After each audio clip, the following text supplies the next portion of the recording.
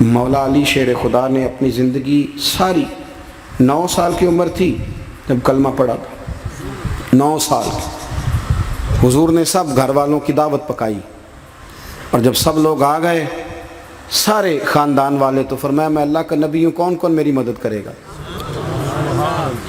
آپ کو پتہ ہے نا کہ جب مشکل وقت آتا ہے نا، یہ تو تب پتہ چلتا ہے نا ساتھ کون چلتا ہے۔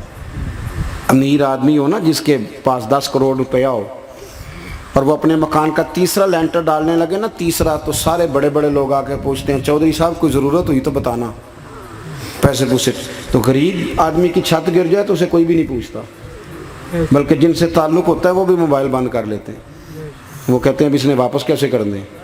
حضرت مولا علی اس زمانے میں جب سام سونگ گیا سب کو، حضور نے فرمایا کون کون میرے ساتھ چلے گا؟ روٹی بھی کھا لی، گھر بھی آ گئے، صادق اور امین بھی کہہ دیا، جب کہا چلے گا کون کون؟ چپ کر گئے۔ تو حضرت علی کہتے ہیں جب میں نے حضور کے چہرے پر ذرا پریشانی دیکھی نا، یہ چلتے کیوں نہیں، تو آپ فرماتے ہیں کہ ابھی میں کھجور کھا رہا تھا، کرتا لمبا پہنا ہوا تھا، سب سے پیچھے بیٹھا تھا، اور حضرت علی کا قد بھی درمیانہ تھا۔ آپ فرماتے ہیں میں اٹھا اور کھجور ابھی میرے منہ میں تھی، جھٹپٹ میں نے اسی طرح نکال کے جیب میں ڈالی، اور میں پنجوں کے بل کھڑا ہو گیا، دونوں بازو کھڑے کر کے کہا حضور یہ نہیں بولتے تو نہ بولیں، انا ناصرو کا یا رسول اللہ، انا حافظو کا یا رسول اللہ۔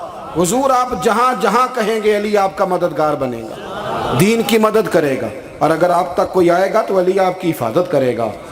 9 سال کی عمر میں چلے علی دین کی نوکری کے لیے، پھر بدر میں بھی پہلی صف میں، احد میں بھی پہلی صف میں، خندق میں بھی پہلی صف میں۔ ایک جنگ میں حضور نے کہا علی تو رہ جا، اس دفعہ رہ جا، تو عرض کی رو پڑے حضرت علی، دلیر آدمی تھے، رو پڑے، کہنے لگے حضور آپ مجھے بچوں اور عورتوں کے پاس چھوڑ کے جا رہے ہیں، حضور مجھے لے چلے، میں میدان کا زندگی ساری گزار دی، ساری زندگی گزار دی، اپنے زمانے میں آپس کا اختلاف بھی دیکھا، ساری زندگی شیر خدا نے دین کو دے دی۔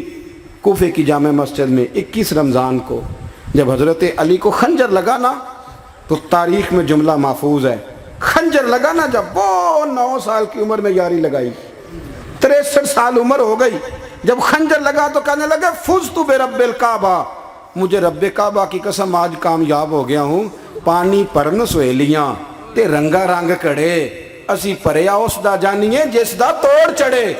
کہا دیکھو بھائی میں آج کامیاب ہو گیا، میں کامیاب ہو گیا، وہ جو میں نے کہا تھا حضور میں ساتھ رہوں گا، تے لے سجنا سا توڑ نبھائی، جان دیتی راہ تیرے، دے دیا ہر چیز دین کو دے دی۔ کون سی پراپرٹی چھوڑ کے گئے پیچھے، کون سا نظام بنا کے گئے؟ امام حسن بھی شہید ہوئے، پتہ ہے آپ کو؟ امام حسن کا بھی دن منانا چاہیے کہ نہیں؟ ان کے یوم وصال پہ بھی کوئی جلسہ کر لیا کرو، بڑے ہیں امام حسین سے، جدھر سارا زمانہ چلتا ہے ادھر چل پڑتے ہو۔ حدیث میں جہاں جہاں نام آیا نا، پہلا امام حسن کا ہے، دوسرا امام حسین کا ہے، اور امام حسین کے اپنے جملے ہیں، فرماتے ہیں نیرا میرا بھائی نہیں، میرا امام بھی ہے، میرا امام بھی ہے۔ اور آپ فرمایا کرتے تھے میں نے بڑی چیزیں اس حسن سے سیکھی ہیں، جو انہوں نے سیکھا ایک بتاؤں اس میں سے؟ کچھ لوگ تھکے تھکے ہیں آپ میں سے، حالانکہ میں تو زیادہ سفر کر کے آیا ہوں، عرض کروں جو انہوں نے سیکھا ہے؟ سنو، امام حسین خود بتاتے ہیں، فرماتے ہیں کہ اب میرے بھائی نا امام حسن اپنی ایک بیوی کو طلاق دینا چاہتے تھے، اختلاف شدید ہو گیا، بات طلاق تک آ گئی، مجھے پتہ چلا تو میں پہنچا، میں نے کہا بھائی جان کیا اختلاف ہے بھابھی سے، سنا طلاق دینے لگے ہیں؟ فرمایا ہاں طلاق دے دوں گا۔ چلی گئی ہے میکے، فرمایا بتائیں غلطی کیا، کیوں دے رہے ہیں؟ تو امام حسن فرمانے لگے حسین آپ نے قرآن نہیں پڑھا؟ میں نے کہا جی پڑھا ہے، بتائیں۔ کہنے لگے اللہ فرماتا ہے ہن لباس لکم وانتم لباس لہن، مرد عورتوں کا لباس ہیں، عورتیں مردوں کا لباس ہیں۔ فرمایا میری بیوی میں کوئی کمزوری ہوگی تو میں پردہ ڈالوں گا کہ دنیا کو بتاؤں گا؟ امام حسین کہتے ہیں میں نے اٹھ کے بھائی کا ہاتھ چوما، میں نے کہا آیت میں نے پہلے بھی پڑھی تھی، تفسیر آج سمجھ میں آئی ہے، تفسیر آج سمجھ میں آئی ہے، میرے بڑے بھائی نے سمجھائی ہے، سمجھ میں آئی۔ کہتے ہیں کچھ دنوں کے بعد امام حسن نے بیوی کو طلاق دے دی، میں پھر آیا اور میں نے کہا میرے شانوں والے بھائی آپ بھی بتا دیں کیا مسئلہ تھا؟ تو کہتے ہیں میرا ماتھا چوما میرے بڑے بھائی نے، اور کہنے لگے حسین چھوڑ، وہ غیر محرم بیوی ہے، میں کسی غیر کی باتیں تیرے ساتھ کیا کروں، طلاق دے دی، غیر محرم ہو گئی، اب اس کا ذکر کیا چھیڑنا؟ کہتے ہیں میں سمجھ گیا کہ میرا بھائی قرآن کی اس روح کو جانتا ہے جو حسین تک بھی پہنچ رہی ہے۔ بھائیو امام حسن رضی اللہ تعالیٰ عنہ، آپ کو پتہ ہے یہ کائنات کا وہ عظیم شخص ہے، حسن ابن علی، وہ عظیم ہستی ہے جس نے تاج چھوڑ دیا، تخت چھوڑ دیا، پر نبی پاک کی امت کو جوڑ دیا۔ نبی کریم نے ان کو اپنے ساتھ بٹھا کے کہا تھا، صحیح بخاری میں موجود ہے، کہا یہ میرا بیٹا حسن سید ہے، یا مسلمانوں کی دو جماعتیں لڑیں گی تو یہ صلح کرائے گا۔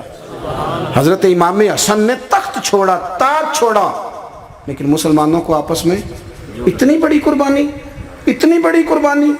یہاں تو بھائی چھوٹا سا مسئلہ ہوتا ہے، مسجد میں اچھے بھلے امام صاحب نماز پڑھا رہے ہوتے ہیں، بچے پڑھ رہے ہوتے ہیں، اور مسجد میں تو تقریباً 15-20 چودھری اتوار مسجد میں ہوتے ہیں۔ تو آڑے پینڈ تے نہیں ہیں جی؟ چلو اللہ کا شکر ہے جی، اتنے نہیں تھوڑے نے، چلو اللہ کرے وہ بھی نال ہی رل جان، درویش ہی چنگی چدرا دا کی کرنا ہے۔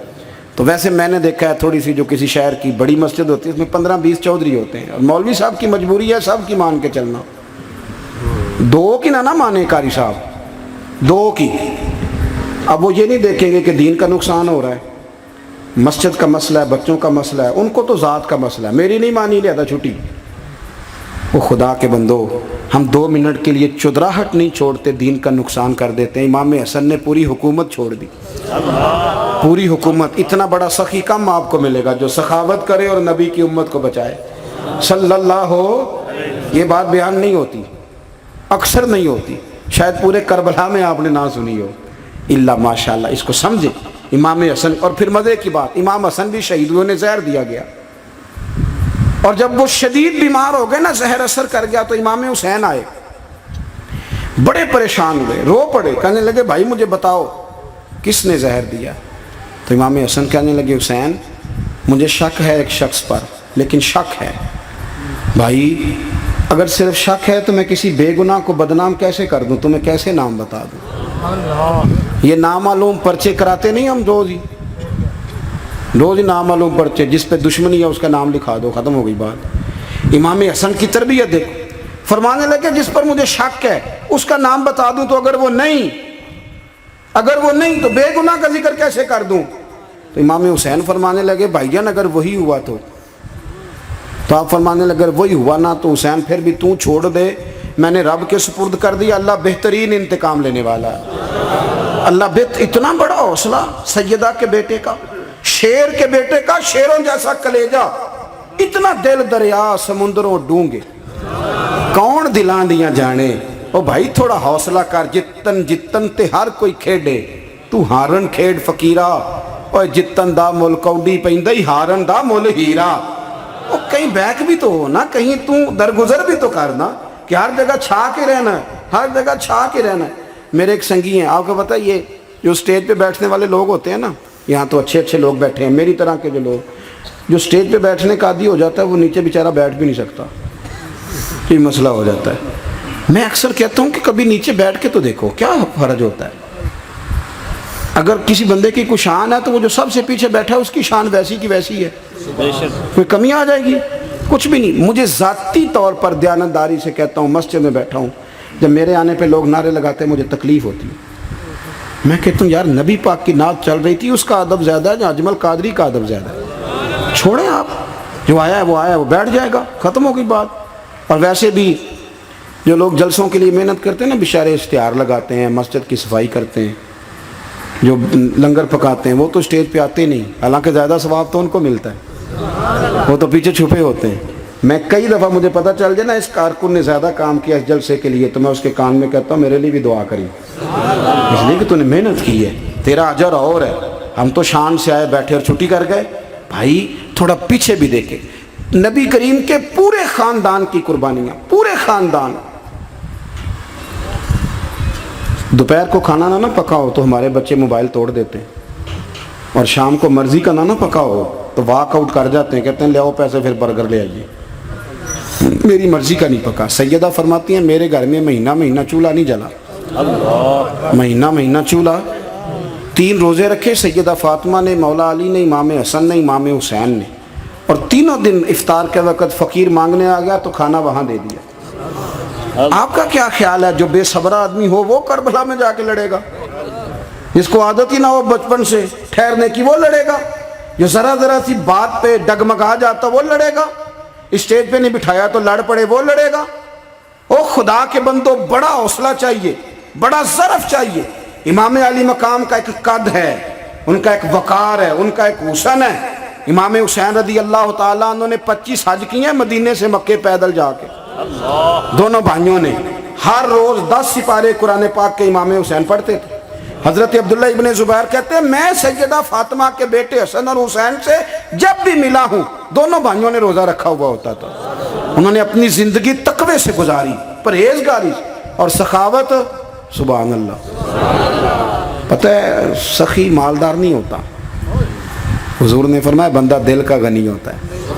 مالدار تو بندہ بنتا ہی تب ہے جب پیسے جمع کرے، سخاوت کرنے سے تھوڑی مالدار بنے گا۔ اس لیے درویش کہتے ہیں مالا والے سخی نہیں ہوندے تے سخیاں کول مال نہیں ہوندا۔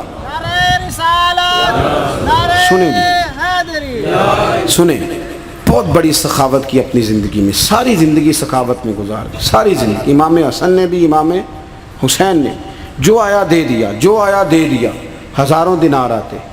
ایک دن ایک فقیر مانگنے آ گیا تو امام حسن حسین دونوں تھے، کہنے لگا میں نے سنا ہے بڑے لاجپال ہو، غریب ہو، مہربانی ہو جائے۔ فرمایا بیٹھ جاؤ، رزق آنے والا ہے۔